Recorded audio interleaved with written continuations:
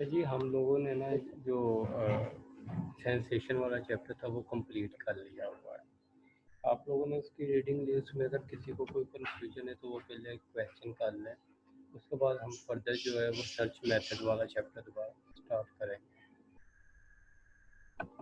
अगर किसी को कोई कन्फ्यूजन है किसी किस्म की तो वो पूछ सकता है।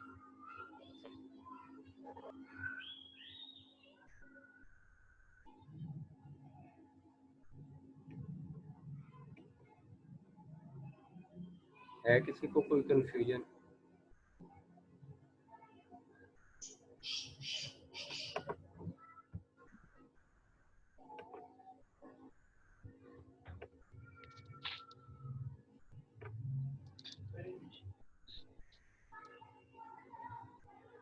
अगर किसी को कोई कन्फ्यूजन है तो वो पूछ ले। या तो सारा आ गया है या बिल्कुल नहीं है, दोनों में से एक चीज़ होगी।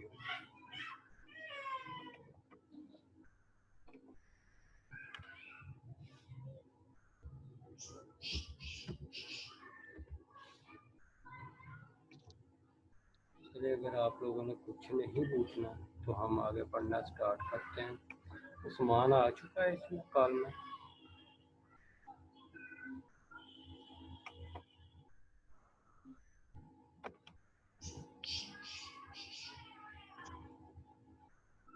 आवाज नहीं आ रही। अब आ रही है आवाज? आवाज आ रही है अब? आप लोग बोल के जवाब दे सकते हैं। आवाज आ रही है? सर अब आ रही है। उस्मान आ चुका है इसमें कॉल के अंदर? उस्मान है?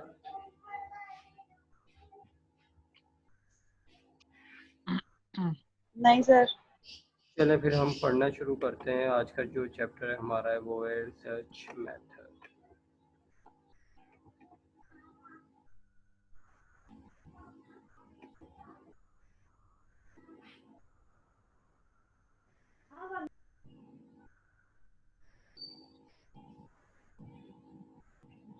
अभी ये डाउनलोड हो रहा है, इसको होने दे डाउनलोड, और इतनी देर में यानी ये डाउनलोड हो जाएगा, फिर हम अपना नया चैप्टर स्टार्ट करेंगे। Research method, basically research method हम क्यों इस्तेमाल करते हैं? बहुत से लोगों के ज़हन में बहुत से सवालात होते हैं।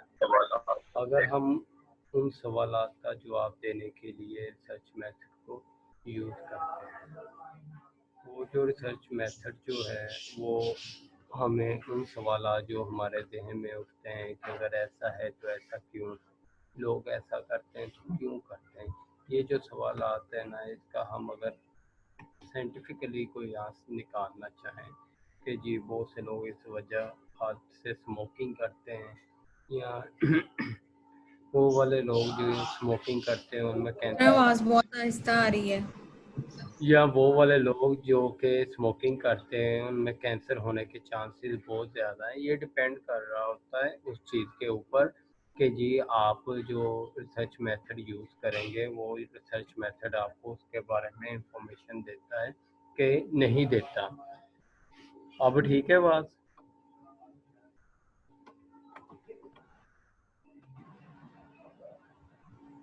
जी सर अब ठीक है।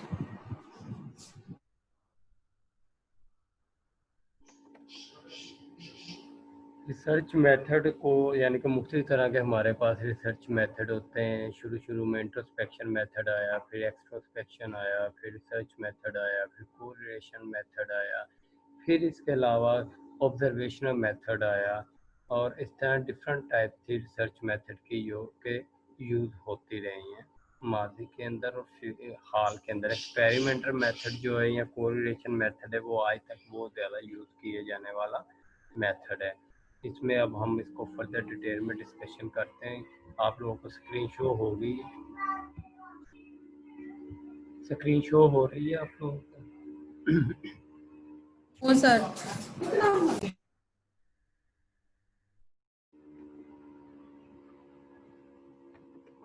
अब शो हुई है? जी सर। जी सर अब हो रही है। चलें जी, अब हम स्टार्ट करते हैं इसको। मेथडोलॉजी के अंदर जो यानी कि उसने कहा मेजर रिसर्च मेथड है वो कौन कौन से हैं? इंट्रोस्पेक्शन है, एक्सट्रोस्पेक्शन है। अगर हम एक्सपेरिमेंटल मेथड की बात कर रहे हैं, एक एक्सपेरिमेंटल मेथड है जिसमें हाइपोथेसिस की हम बात करेंगे, थ्योरी की बात करेंगे, इंडिपेंडेंट वेरिएबल की बात करेंगे, डिपेंडेंट वेरिएबल की बात करेंगे। इसी तरह एक्सपेरिमेंटल कंट्रोल कंडीशन की एक्सपेरिमेंटल मेथड के अंदर बात करेंगे। उसके बाद द कोरिलेशनल मेथड है, ये भी एक्सपेरिमेंटल मेथड है। अब नॉन एक्सपेरिमेंटल मेथड में कौन कौन से आ जाते हैं? नेचुरलिस्टिक ऑब्जर्वेशन आ जाती है, सर्वे मेथड आ जाता है, केस स्टडी मेथड आ जाता है, और इसके साथ साथ हमारे पास आ जाता है एथिकल इश्यूज आ जाते हैं कि रिसर्च करते हुए आपको किन किन एथिक्स को मद्देनज़र रखना चाहिए। आज जो सबसे पहले हम टॉपिक डिस्कस करने जा रहे हैं वो है टॉपिक हमारा, सबसे पहले हम इंट्रोडक्शन की बात करेंगे, रिसर्च मेथड होते क्या हैं, उसके बाद फर्दर हम आगे की तरफ जाएंगे। अब वो कह रहा है psychological research and everyday speculation about human behavior address similar types of questions. Psychological research हो या आम सोचो विचार हो इंसानी किरदार के मुतल्लक, वो तकरीबन एक ही किस्म के जो हैं क्वेश्चन को रेज करती हैं, एक ही किस्म के क्वेश्चन जो हैं उनको जहन में लेके आती हैं, but they differ in their approach to problem solving.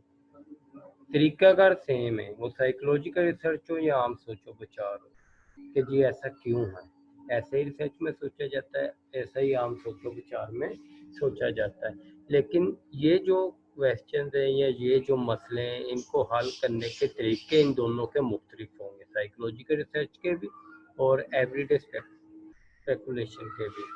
इनके उस प्रॉब्लम को, मसले को हल करने के तरीकाकार मुख्तलिफ होंगे। जो एवरीडे स्पेकुलेशन होती है वो बेस कर रही होती है इनफॉर्मर ऑब्जर्वेशन पे, जो कि साइकोलॉजिकल रिसर्च होती है वो किस चीज़ पे बेस कर रही होती है? रिपीटेड टेस्ट, कि हम एक टेस्ट करते हैं, उस टेस्ट को बार बार करते हैं। एंड फॉर्मर, ये फॉर्मल तरीका है, साइंटिफिक तरीका है, रस्मी तरीका है, सिस्टमैटिक, आहिस्ता आहिस्ता से उसमें ऑब्जर्वेशन की जाती है, उसमें हम डायरेक्ट किसी को इनफॉर्मल तरीके से ऑब्जर्व किया उसकी बेसिस पे हम बता देते हैं। एविडेंस स्पेकुलेशन में, रिसर्च मेथड में क्या होता है? सिस्टमैटिक ऑब्जर्वेशन होती है, फॉर्मल होती है, और रिपीटेड टेस्ट यूज किए जाते हैं कोई भी मालूमात हासिल करने के लिए। कंसिक्वेंटली नतीजा क्या निकलता है? The conclusion reached in everyday life are necessarily tentative and ambiguous। जो नतीजा निकलता है वो रोज़मर्रा ज़िंदगी में वो जो होता है वो पहुंच जाता है टेंटेटिव, फर्जी मफरूज़े पे पहुंच जाता है, कि हम फ़र्ज़ कर लेते हैं ये ऐसा है, इस वजह से हो रहा है, या बहुत ज़्यादा पेचीदा होता है।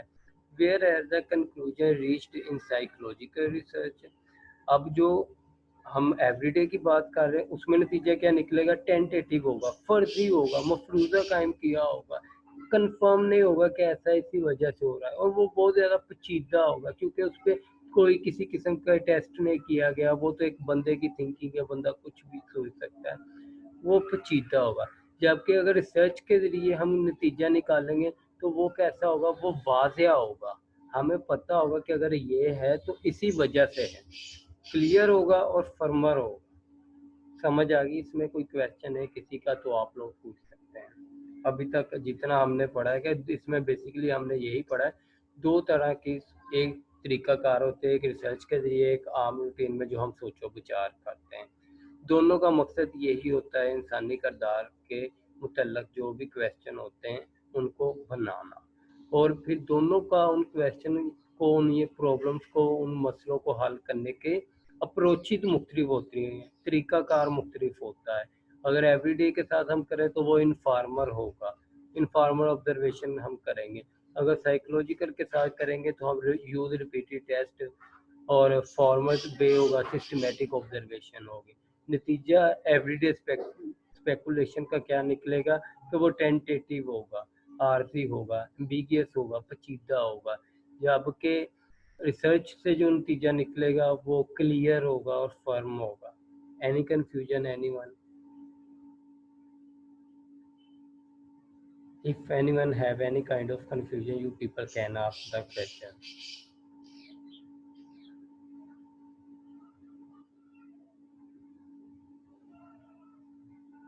I am waiting your response.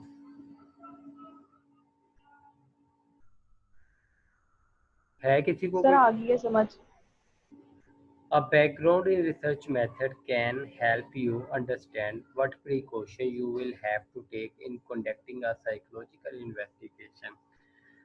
तरीक से अब बैकग्राउंड इन रिसर्च मेथड, अगर हम रिसर्च मेथड की तरीक को उठा के देखें, ये हमें मदद करती है ये समझने में कि हमें कौन कौन सी एहतियात बरतनी चाहिए जब हम साइकोलॉजिकल रिसर्च कंडक्ट कर रहे होते हैं।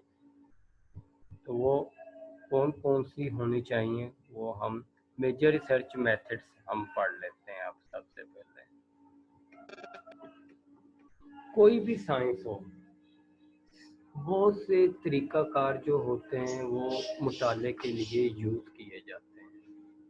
हर तरीक़ाकार जो है वो अपने अलग अलग तरीके से फाइनल सलूशन के लिए कंट्रीब्यूट कर रहा होता है। हर तरीक़ाकार मुख्तलिफ वे से जो कंट्रीब्यूट कर सकता है नतीजा निकालने में, वो कर रहा होता है। इन प्लानिंग स्टडी, जब आप कोई स्टडी प्लान करते हैं, जब कोई आप रिसर्च करने के बारे में सोचते हैं, सबसे पहली जो चीज़ होती है researcher attempt to select the method.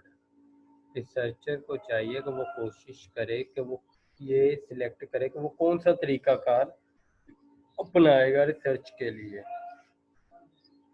और method most appropriate to the problem under investigation.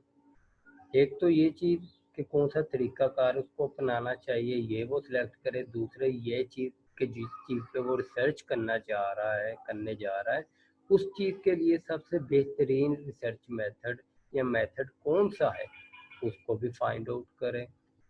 अब हो सकता है कि जी वो खुद उसका दिल तो कर रहा हो तो वो एक्सपेरिमेंट से करे, लेकिन वो जो चीज़ है वो एक्सपेरिमेंटर से इतनी वाज़ेह नहीं हो सकती, वो इंट्रोस्पेक्शन से हो रही है। तो इसलिए उसको दोनों ही चीज़ों का ख्याल रखना चाहिए कि पहले तो वो रिसर्च मेथड सिलेक्ट करे, या वो वाला मेथड जो कि बहुत ज़्यादा अप्रोप्रिएट है, उसे लग रहा है कि ये मसले का हल निकाल लेगा, उसको सिलेक्ट कर ले। ठीक हो गया। Psychologist use a variety of observational and measurement technique.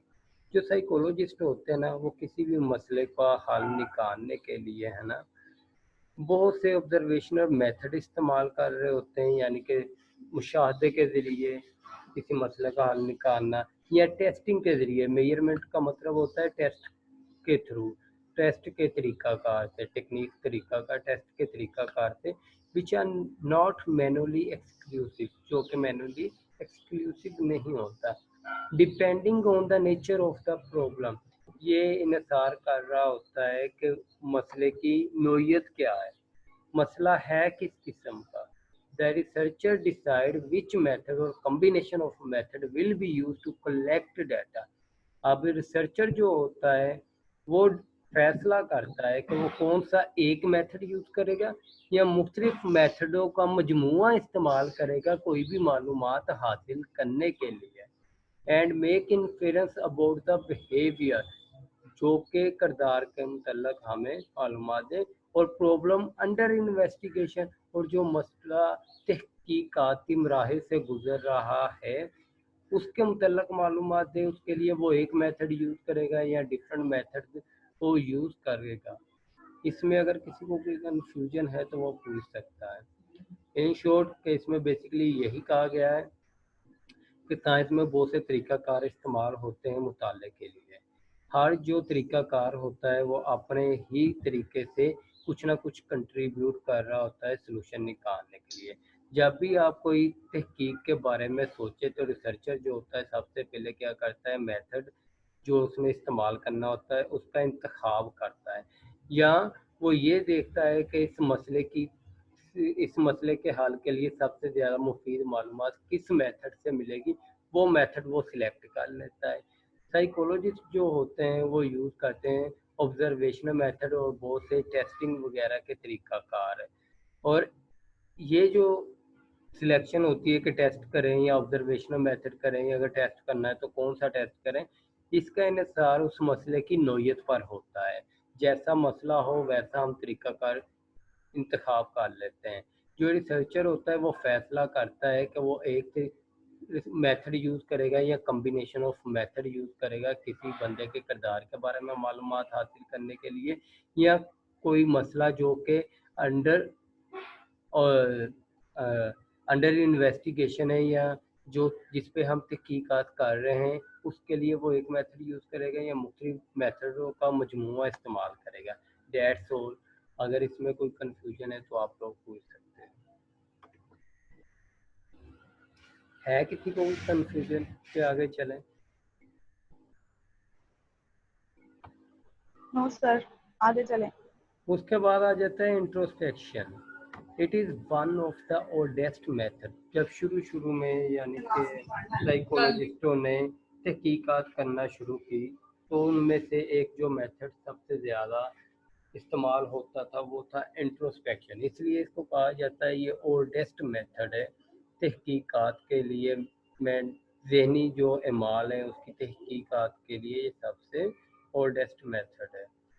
In the early years, इब्तदाई सालों में, साइकोलॉजी के इब्तदाई सालों में, मैनी इन्फ्लुएंशियल साइकोलॉजिस्ट बिलीव, वो वाले साइकोलॉजिस्ट जो कि उस वक्त बहुत ज़्यादा मशहूर थे या जिनकी बातों को बहुत कदर की निगाह से देखा जाता था, उनका ये मानना था कि इंट्रोस्पेक्शन सिर्फ एक वाहिद मेथड है जो कि हमें मालूमात जो है वैलिड वैलिड मालूमात कौन सी होती है कि जो कि हम कहें कि सही मालूमात जो है वो हमें प्रोवाइड कर सकता है। उस वक्त के साइकोलॉजिस्ट जिनको माना जाता था कि इनकी बातें बहुत हद तक ठीक होती हैं, उनका ये मानना था कि इंट्रोस्पेक्शन जो है ना इस वक्त एक वाहिद मेथड है जिसके ज़रिए हम बहुत सी मुफीद मालूमात हासिल कर सकते हैं। With the emergence of the behaviourism, जैसे ही बिहेवियरिज्म वाले आए, इंट्रोस्पेक्शन वाज टोटली रिजेक्टेड। उन्होंने टोटली इंट्रोस्पेक्शन मेथड को रिजेक्ट कर दिया कि नहीं, इंट्रोस्पेक्शन मेथड जो है वो कारआमद तरीकाकार नहीं है, हम इस चीज़ को नहीं मानते। तो इसलिए आप लोग जो है वो किसी दूसरी तरफ से, क्योंकि बिहेवियरिज्म वालों का फोकस किस में होता था कि ऑब्जर्वेबल चीज़ों पे, जबकि इंट्रोस्पेक्शन मेथड जो था वो ऑब्जर्वेबल नहीं था, वो एक बंदे की इंटरनल फीलिंग थी जो हम उस बंदे से पूछते थे तो वो बंदा बता देता था। अब वो बंदा झूठ बोले, हमें तो नहीं पता कि वो झूठ बोल रहा है, इसलिए बिहेवियरिज्म वालों ने आके इसको टोटली रिजेक्ट कर दिया। Then behaviorism became less influential and since 1950, और बिहेवियरिज्म वालों जो थे उन्होंने इसके असरात जो थे यानी कि इसका जो तासुर था या इसका जो दबदबा था ये इसको आके कम किया। और 1950 तक psychologist have again become interested in investigating. Psychologist जो थे वो दोबारा से इस चीज़ में दिलचस्पी लेने लगे तहकीक में। What goes in an individual mind, कि एक अब जो तरीकाकार पहले इंट्रोस्पेक्शन मेथड यूज होता था बिहेवियरिज्म वालों ने उसको आकर रिजेक्ट कर दिया, और बिहेवियरिज्म वालों ने इंट्रोस्पेक्शन का जो इन्फ्लुएंशियल था उसको भी कम कर दिया 1950 तक। फिर उसके बाद एक कुछ साइकोलॉजिस्ट ऐसे आए जिन्होंने दोबारा इस चीज़ में दिलचस्पी ली कि वो इन्वेस्टिगेट करना चाहते हैं, वो तहकीक करना चाहते हैं जहनी इमाल के मुतल्लक individual minds under certain condition, के ख़ास हालात में एक बंदे अफराद फ़र्द का जो माइंड है वो किस तरह से रिस्पॉन्स करता है। Once again it seems to that introspection has resume, एक दफ़ा फिर से इंट्रोस्पेक्शन जो मेथड था वो दोबारा से इस्तेमाल किए जाने लगा और वो दोबारा अपनी पहले वाली पोजीशन में आ गया as a rich source of data, कि इससे बहुत मुफीद मालूमात मिलती है। That can be combined with the data derived from other sources, जिसको हम मिला के देख सकते हैं जो मालूमात हमें किसी दूसरे तरीक़ाकार से मिली है उस तरीक़ाकार से जो कि वो provide and integrated full account of the cognitive process. तो इस तरह से हमें मुकम्मल तौर पे जो कोग्निटिव प्रोसेस है, कोग्निटिव अमल है, उसके बारे में उसके इंटीग्रेटेड जो भी यानी कि उससे मिलती जुलती चीज़ें हैं उसके बारे में मुकम्मल मालूमात हासिल हो जाएगी। उसके बाद आ जाता है हमारे पास introspection is a process of apprehending one's own psychological action with regard to stimuli existing in the environment। अब इंट्रोस्पेक्शन जो प्रोसेस होता है वो बेसिकली हम जो अपने साइकोलॉजिकल एक्शन है जो हमारे जहन में चल रहा है उसके बारे में हम रसाई हासिल कर सकते हैं, वहाँ तक हम पहुँच सकते हैं इंट्रोस्पेक्शन मेथड के ज़रिए। अब मेरे जहन में अगर कुछ चल रहा है कि मैं पढ़ा रहा हूँ साथ साथ, अगर कोई सोच आ रही है, अगर कोई बंदा मुझसे पूछे पढ़ाते हुए तुम्हारे दिन में कौन सी सोच है, तो मैं अपना जो साइकोलॉजिकल एक्शन है यानी कि जो मेरे जहन के अंदर चीज़ें चल रही हैं वहाँ तक रसाई हासिल कर सकता हूँ इंट्रोस्पेक्शन मेथड के ज़रिए with regard to stimuli existing in the environment. कि अगर कोई इन्वायरमेंट के अंदर स्टिमुलस है उसकी वजह से हमारे साइकोलॉजिकल एक्शन जो भी होंगे मैं वहाँ तक इंट्रोस्पेक्शन मेथड के ज़रिए रसाई हासिल कर सकता। स्कूल में अभी आपको एक एग्जांपल देता हूँ, अगर मेरे सामने कोई परिंदा आ जाए, मैं साथ साथ पढ़ा रहा हूँ, साथ साथ मेरे दिन में ये एक्शन चल रहा है कि जी मैं किसी तरीके से इसको यहाँ से उड़ा दूँ। अब ये जो स्टिमुलस है माहौल के अंदर वो क्या है, परिंदा है, और जो मेरा साइकोलॉजिकल रिएक्शन है या मैं थोड़ा सा टेंस फील कर रहा हूँ कि कहीं ये इधर कुछ खराब ना कर दे, तो उसके लिए जो मेरे दिन में प्रोसेस चल रहा है वो इंट्रोस्पेक्शन मेथड के ज़रिए मैं बता सकता हूँ। While using the introspection method, जब आप इंट्रोस्पेक्शन तरीक़ाकार का इस्तेमाल कर रहे होते हैं, investigator ask the subject to report inner feeling. जो तहकीक करने वाला होता है वो अपने उस बंदे से जिस पे वो तजर्बे कर रहा है, जिस पे वो तहकीक कर रहा है, उससे कहता है कि अपनी इनर फीलिंग्स को बताओ, जो उसके अंदर एहसास चल रहे हैं उसके बारे में वो बयान करे। And experience in a verbal report, और जो उसने तजर्बा किया है उसको अपनी ज़बानी रिपोर्ट में बयान करे। The main objection to using introspection as a method has been the issue of privacy. अब जो मेन इस पे ऑब्जेक्शन आया था इंट्रोस्पेक्शन मेथड पे एज अ मेथड, वो ये था कि ये एक ऐसा मसला है, वो मसला क्या है, प्राइवेसी का, कि प्राइवेसी नहीं रहती बंदे की, अपनी जो चीज़ें होती हैं ना वो आप दूसरों को बता देते हो तो प्राइवेसी कहाँ रही। The verbal report can't be verified, और जो दूसरा इशू आया वो ये था कि जो वो बंदा बता रहा है उसको हम वेरीफाई नहीं कर सकते, जो तहकीक करने वाला उसको वेरीफाई नहीं कर सकता कि आया वो सच बोल रहा है कि वो झूठ बोल रहा है। It is a method aimed to observation of one's own mental process। ये एक ऐसा तरीकाकार है जिसका मकसद है कि अपने ज़हनी अमाल के जो मराहिल है उस पे उसका मुशाहदा करना, उस पे फोकस करना कि उसके ज़हन में क्या क्या अमल हो रहे हैं उसका मुशाहदा करना, ये इस मेथड का मकसद है। When the subject is performing a task, जब एक बंदा कोई काम सर अंजाम दे रहा हो या कोई तजर्बा कर रहा हो, some sensations such as pain, introspection provide a direct and first-hand knowledge of what goes on in our mind। जैसे कि पेन वगैरह उसने कहा, और एक्सपीरियंस सम सेंसेशन पेन, वो कोई काम कर रहा है या उसको कोई तकलीफ महसूस हो रही है। इंट्रोस्पेक्शन मेथड जो है वो हमें बराह रास्त मालूमात फराहम करेगा, फर्स्ट हैंड नॉलेज फराहम करेगा कि उसके जहन में चल क्या रहा है। उसके बाद आ गया जी हमारे पास Goldman.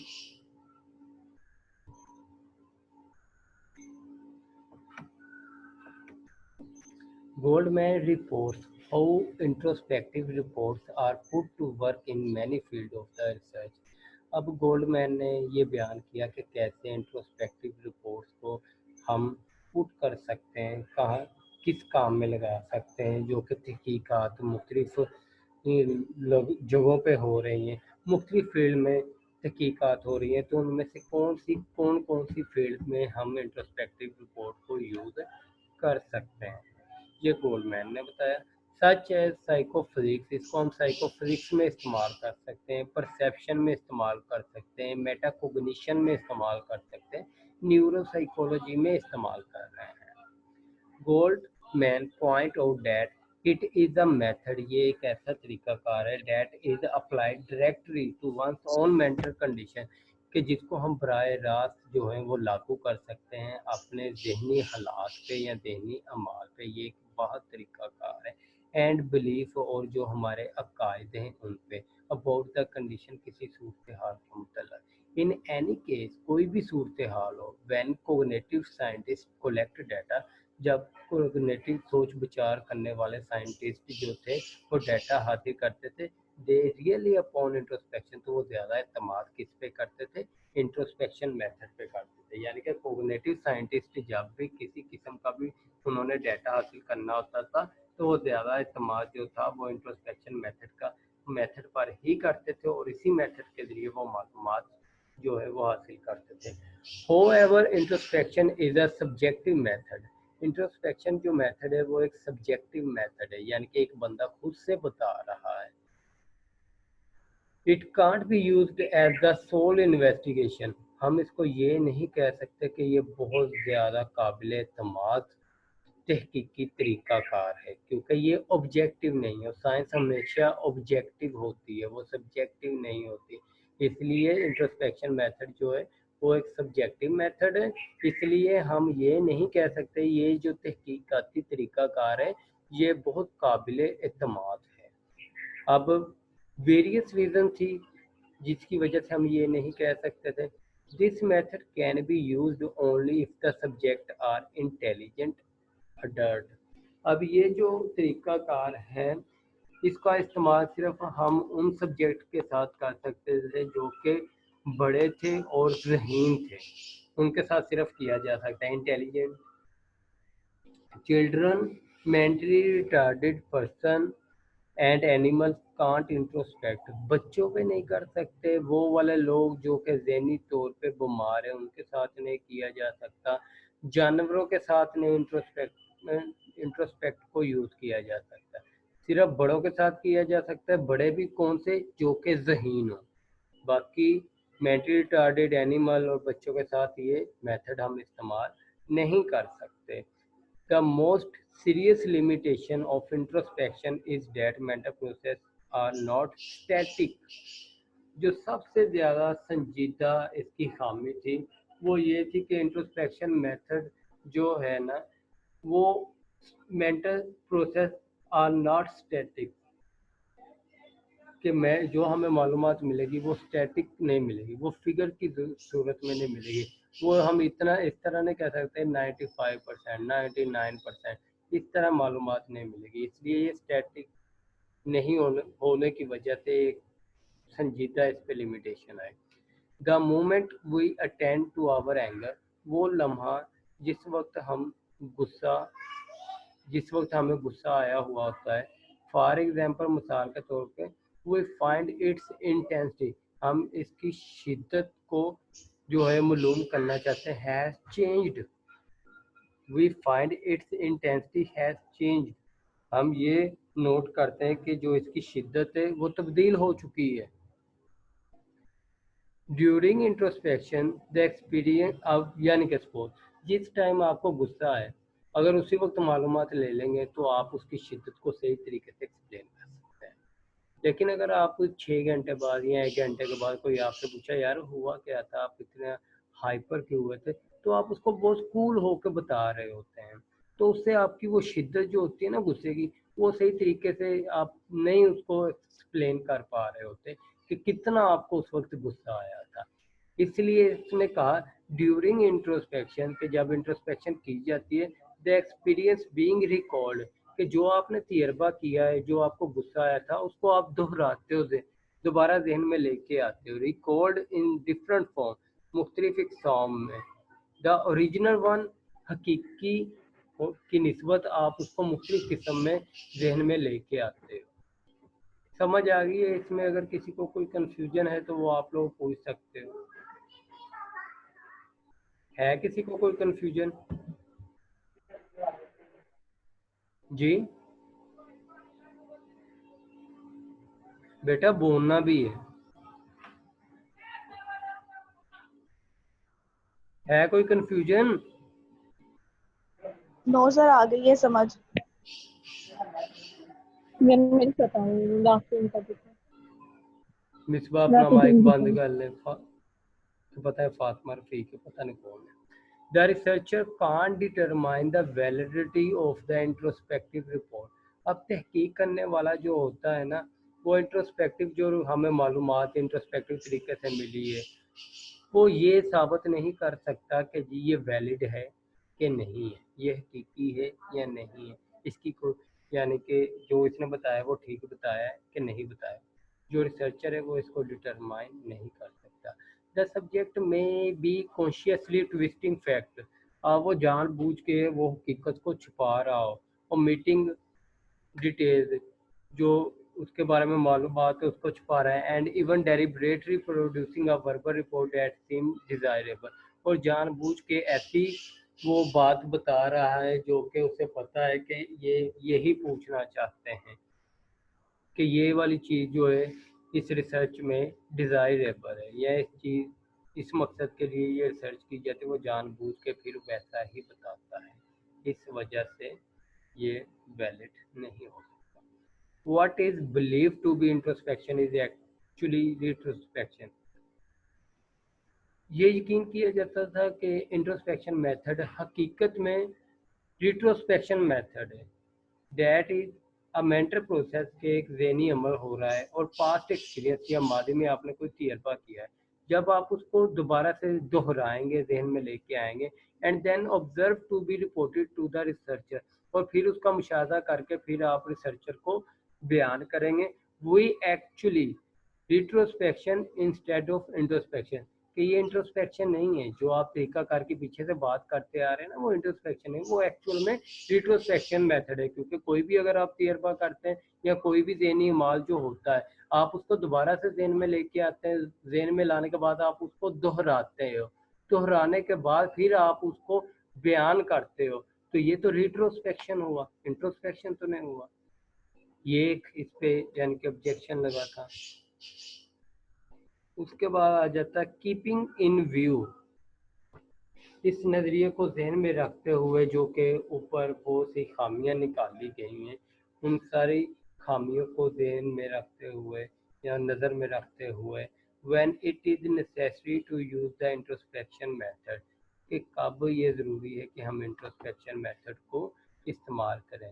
The verbal report must B obtain immediately, कि जो वर्बल रिपोर्ट है ना, आप फौरी तौर पे ले लो। अगर गुस्सा आया है ना तो उसी वक्त उससे पूछ लो, ना कि 6 घंटे के बाद।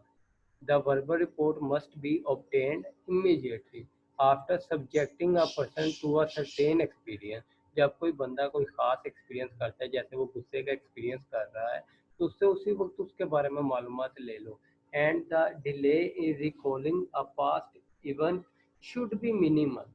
अब वो कह रहा है कि जितना आप लेट करेंगे तो जो वो मालूमात दोबारा से रिकॉल करेगा, दोहराएगा पास्ट इवेंट से मुतल्लक, वो छोटी होती जाएगी। अब बात उस वक्त लड़ाई हुई 3 घंटे की, या हमने मूवी देखी 3 घंटे की, कोई हमसे पूछे कि जी उस मूवी में क्या हुआ है, तो हम उसको ठीक 15-20 मिनट में छोटा करके बता देते हैं, क्योंकि उसके कई जो पोर्शन हैं वो स्किप हम कर जाते हैं रिकॉलिंग में।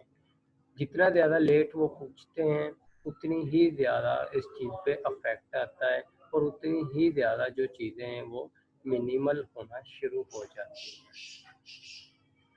अभी तक जितना हमने पढ़ा है इस इंट्रोडक्शन और इंट्रोस्पेक्शन मेथड, इन सब की रीडिंग लें। अगर इसमें किसी को कोई किसी किस्म की भी कंफ्यूजन है तो वो पूछ सकता है।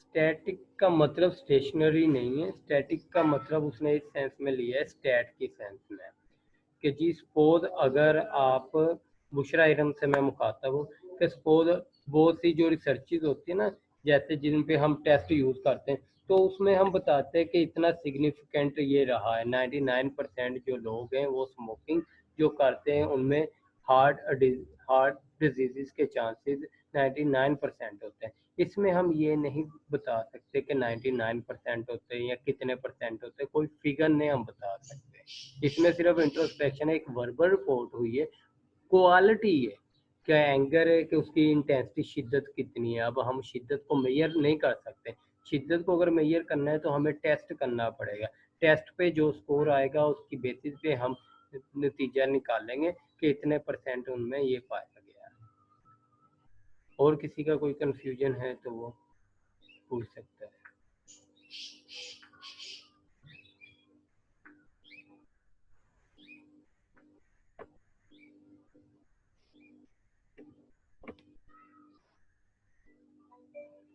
और है किसी की कोई confusion?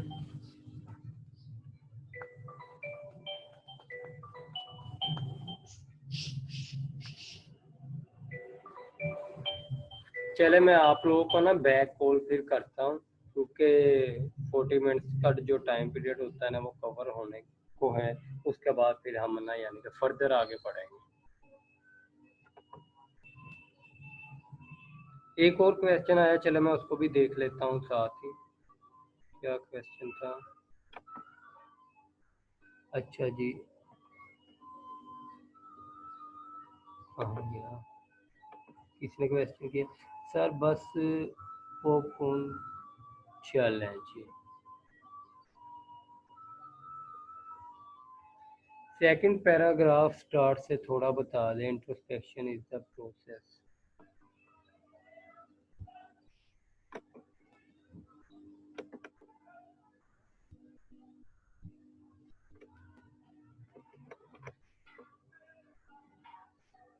Introspection is the process कहाँ है?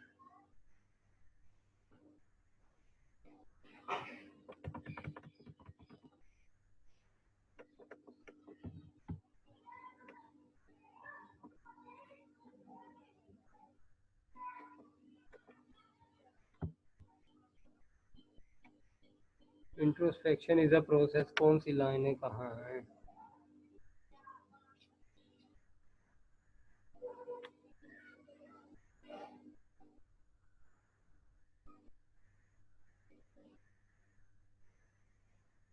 हाँ जी, introspection is a process of apprehending one's own psychological action with regard to the stimuli existing in the environment।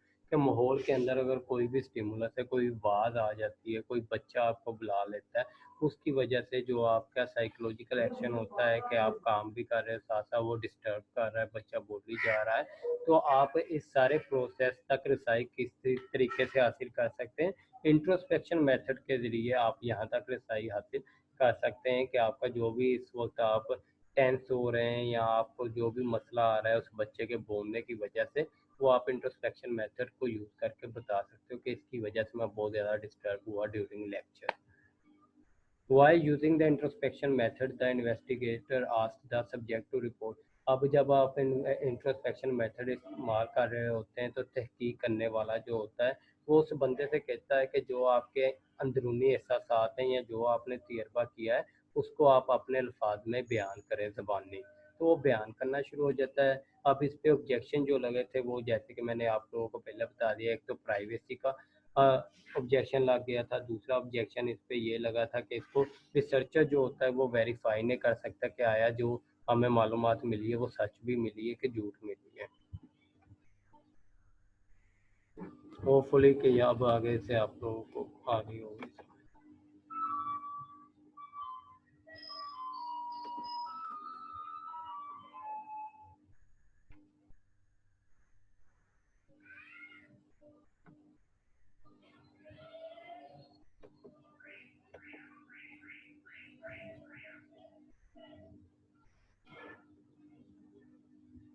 चले मैं दोबारा कॉल करता हूँ।